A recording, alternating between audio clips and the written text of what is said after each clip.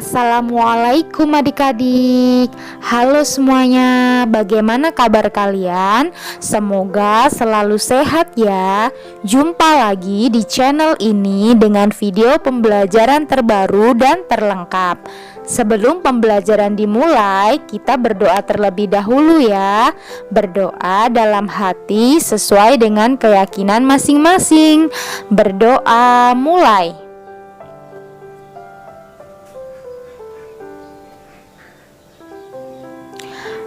Berdoa selesai.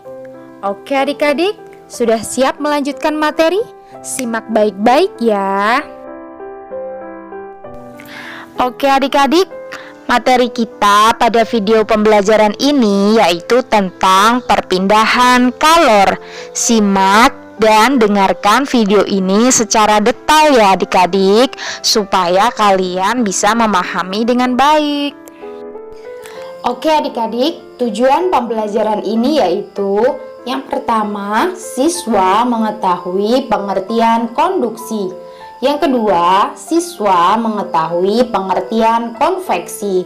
Ketiga, siswa mengetahui pengertian radiasi. Dan yang keempat, siswa mengetahui contoh-contoh peristiwa konduksi, konveksi, dan radiasi dalam kehidupan sehari-hari.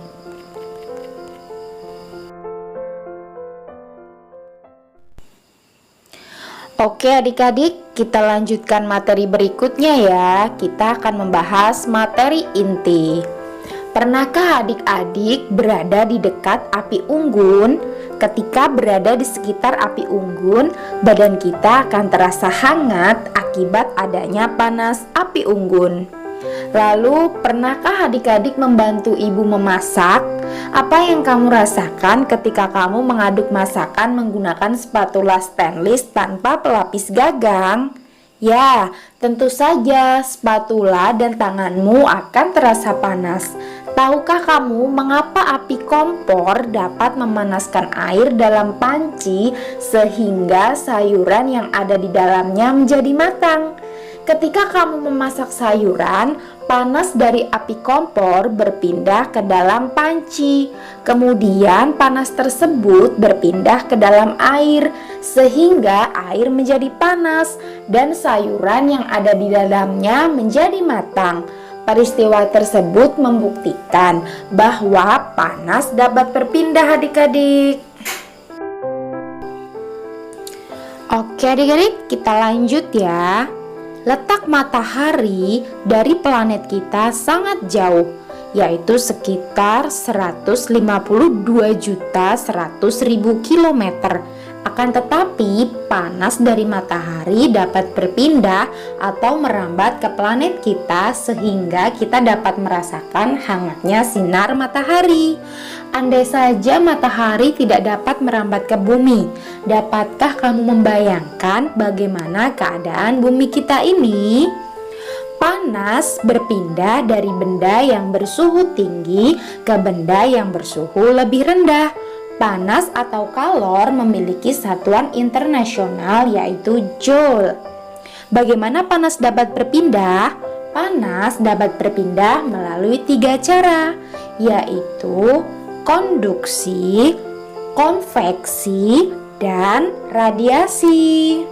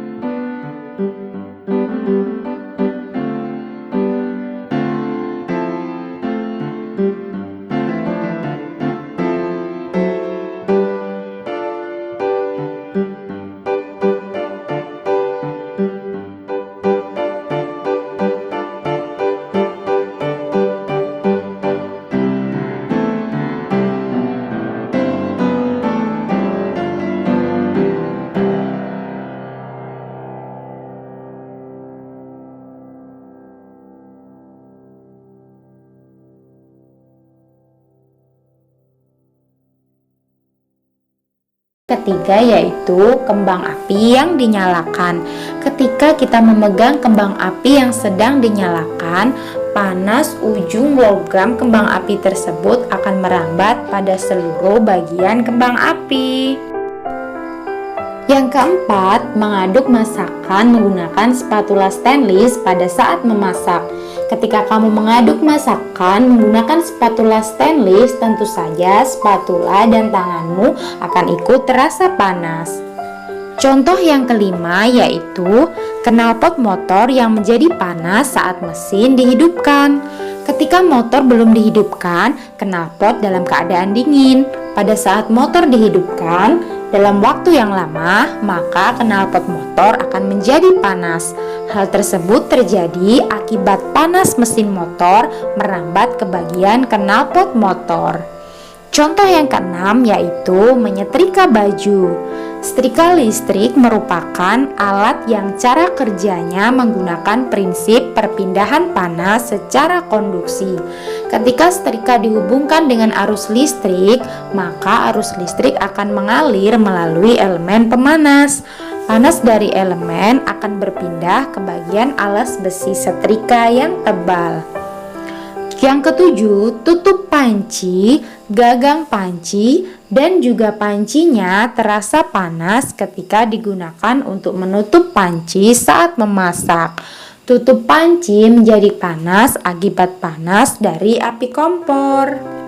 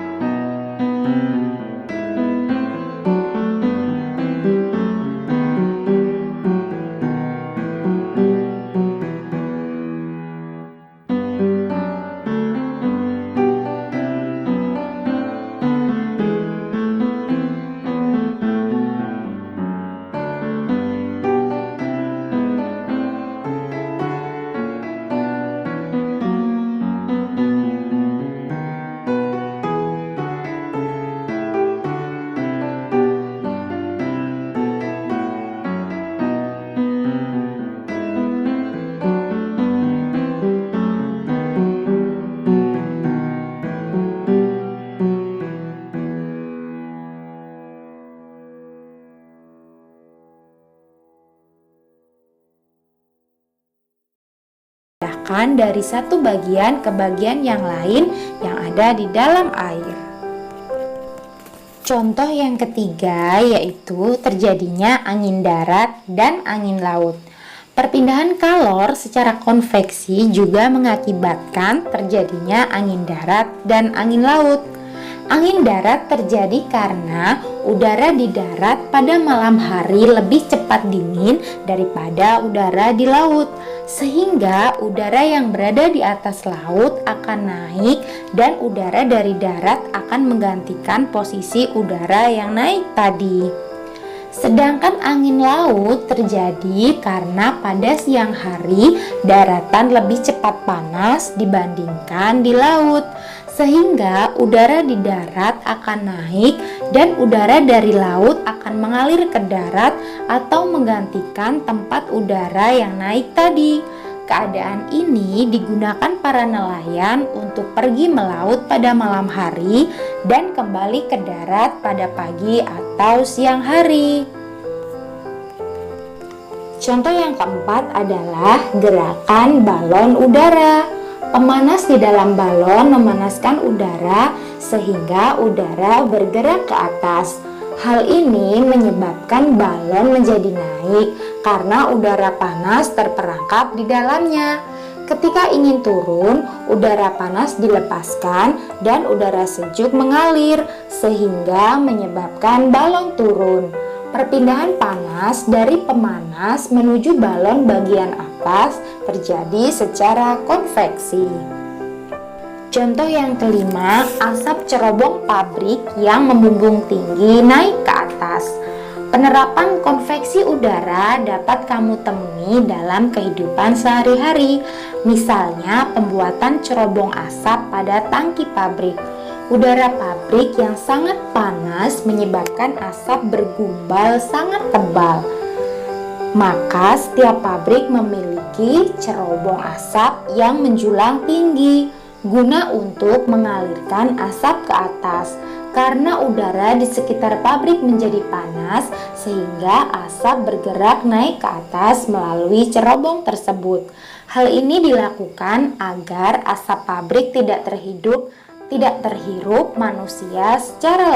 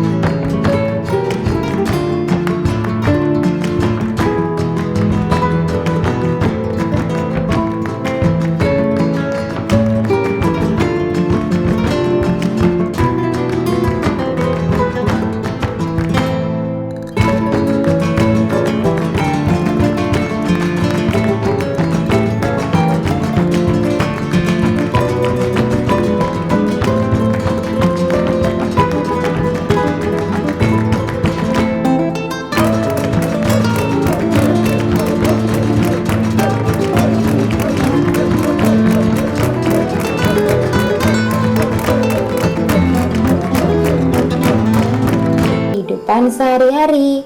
Yang pertama, panas matahari sampai ke bumi walaupun melalui ruang hampa. Matahari dapat memancarkan sinarnya ke seluruh pelosok bumi ini tanpa membutuhkan perantara.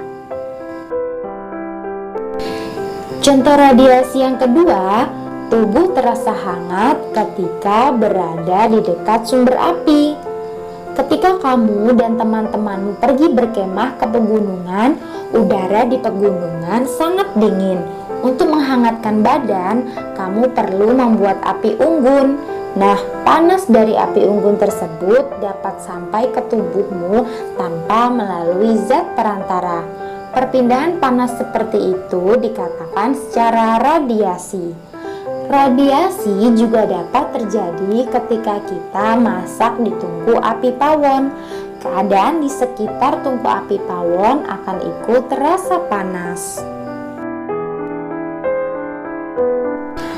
Oke adik-adik, contoh radiasi yang ketiga, yaitu menetaskan telur unggas dengan lampu. Sinar lampu yang terang dapat menghangatkan telur unggas tanpa perantara, sehingga dapat membantu telur tersebut menjadi menetas. Contoh yang keempat, pakaian menjadi kering ketika dijemur di bawah terik matahari. Sinar matahari yang sangat panas dapat mengeringkan pakaian kita ya adik-adik. Sinar matahari yang panas tetap bisa sampai di permukaan bumi meskipun keberadaan matahari sangat jauh dari bumi.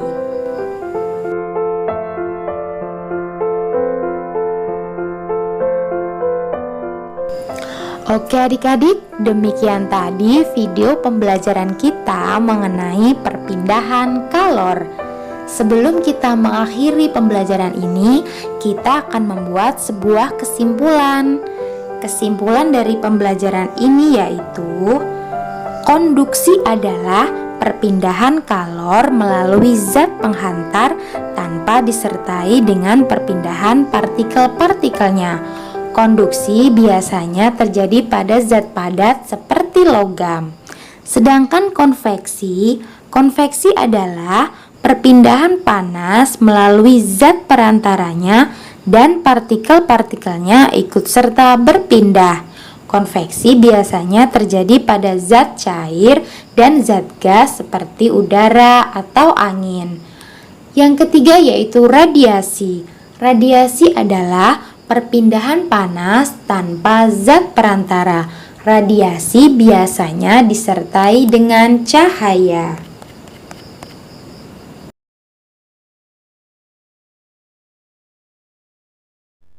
Oke adik-adik, sampai di sini ya pembelajaran kita. Semoga apa yang sudah dijelaskan dan dipaparkan dapat dimengerti. Kita akan berjumpa lagi di video selanjutnya. Saya akhiri. Wassalamualaikum warahmatullahi wabarakatuh.